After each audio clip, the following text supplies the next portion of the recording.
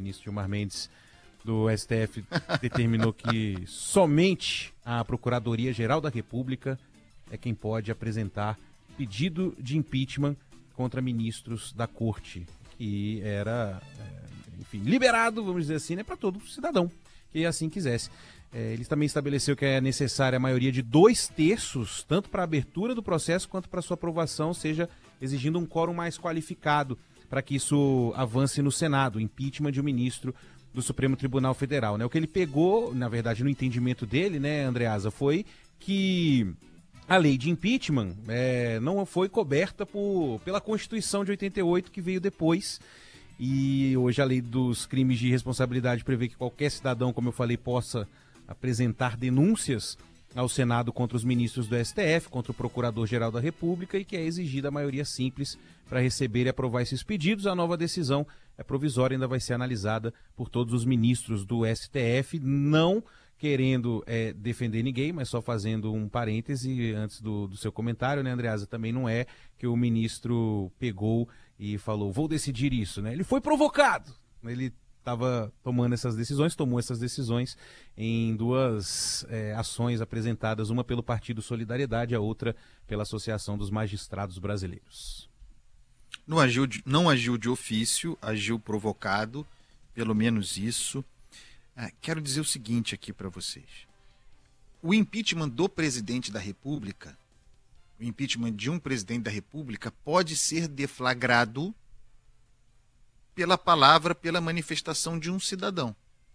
Qualquer um de nós. Certo? E assim era, até essa decisão, no caso também dos ministros do Supremo. E nós não temos, vamos ser bastante franco aqui, ao contrário de contra-presidente da República, ele não tem impeachment de ministro do Supremo aí rolando. Nem processo iniciado. Isso não é um problema real. Mas tem uma ameaça, tem um risco. Em função desse risco, então, sob o discurso de proteção do Estado democrático de direito, de equilíbrio, no princípio de separação dos poderes, para blindar a autonomia do Poder Judiciário, esse é o argumento, para evitar, proteger o Judiciário, especificamente o ministro do Supremo, de coações, esse é o argumento. Na prática, o ministro Gilmar Mendes legislou, porque sim, legislou. Ele não simplesmente tratou de controle de constitucionalidade sobre a lei de impeachment de 1950. Ele identificou o problema, que seria aquilo arguído, é uma DPF, a arguição de inconstitucionalidade, de preceito fundamental. Ele não apenas tratou do que seria constitucional ou não. Diante do problema da inconstitucionalidade, ele deitou a regra. Ele estabeleceu a regra, legislando em causa própria, não sendo ele um legislador. Então, por exemplo, agora, o Ivan disse, seu sobrinho, só a Procuradoria-Geral da República, portanto, só o Procurador-Geral da República, só nesse momento Paulo Gonet, que acabou de ser reconduzido e que é parceiro da rapaziada, essa é a verdade, só ele poderia apresentar um pedido de impeachment contra o ministro do Supremo. Essa é a DPF da blindagem. Estão se protegendo. Sob o argumento de proteção do judiciário, da autonomia do juiz, estão se blindando individualmente. Ademais, mudando o quórum, que era a maioria simples, 41 senadores, né? Precisava da maioria simples de senadores. Agora 2/3 da Casa Parlamentar. Nós estamos falando aqui de 54 senadores, para que se possa tratar da admissibilidade e depois da recepção da denúncia, do processo, no caso do impeachment de um ministro do Supremo. Isso não é uma coisa banal. Isso é, em defesa do equilíbrio, o próprio investimento no desequilíbrio entre os poderes. Cria corporativistamente um Supremo, um ministro do Supremo protegido, ao contrário dos outros. Então nós temos um problema aí, é uma decisão que não é defensável. Eu acho difícil defender isso aqui. Estou aberto aos argumentos para que defendam essa mudança. E mais, hein? É claro que ela é provisória, é uma decisão individual. Uma modificação como essa, provisória, claro, a ser chancelada, não tenho dúvida, pelos seus pares, mas que vem dessa forma, assim, individualmente. Uma mexida na regra do jogo nesses termos. E diante de um falso problema.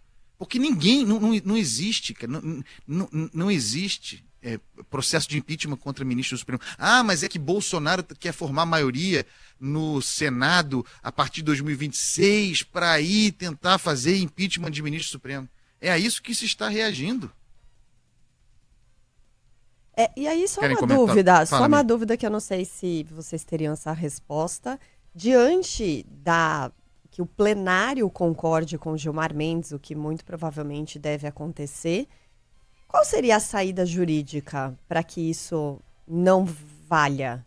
O Congresso tem algum poder em relação a isso? O Congresso poderia legislar. Certo, aí Ivan? criar algo Congresso... nesse sentido, que hoje não existe, não está sendo discutido no Congresso, e aí sim aprovar algo que fale diferente do STF. Porque mas tem aí aquele basta argumento que o próprio... Fala, Ivan. Não, eu tô falando, mesmo que o Congresso aprove, basta que o Supremo seja provocado de novo. Isso. Alguém fala, não, que o Congresso aprovou é inconstitucional, o Supremo vai lá e decide de novo que aquilo ali não pode, né? É porque agora a gente tem um lapso, né? O Ivan fez referência a isso. Tem o lapso de partes da lei do impeachment não recepcionadas pela Constituição de 88. E isso gerou essa massa omissa, digamos assim, que suscitou a provocação ao Supremo Tribunal Federal. Então, sim, o Legislativo poderia esclarecer isso. Mas a última palavra continuará sendo do Supremo Tribunal Federal. E nesse caso aqui, o Supremo toma uma decisão corporativista, se blindando, se protegendo, legislando em causa própria, sendo o Poder Judiciário, não o Poder Legislativo. Tem muitos problemas nessa decisão. E aí você lê, eu li, o argumento é bonito. O argumento é bonito. É de proteção do Judiciário. O Judiciário que é ameaçado, coagido, que tem tentativas de intimidação contra a sua atividade. Os argumentos são esses, né? Eles são bonitos. A resposta a isso é tão autoritária quanto aquilo que... A resposta concreta, o que se materializa, é tão autoritário quanto aquilo que se teme, que é uma projeção no tempo. Então, isso aqui é bizarro. Não tem outra palavra. Isso aqui é bizarro.